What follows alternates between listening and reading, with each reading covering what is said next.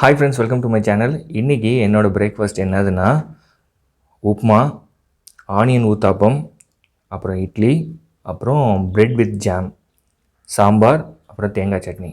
இதுதான் என்னோடய இன்றைக்கி பிரேக்ஃபாஸ்ட்டு. வாங்க சாப்பிட்லாம்.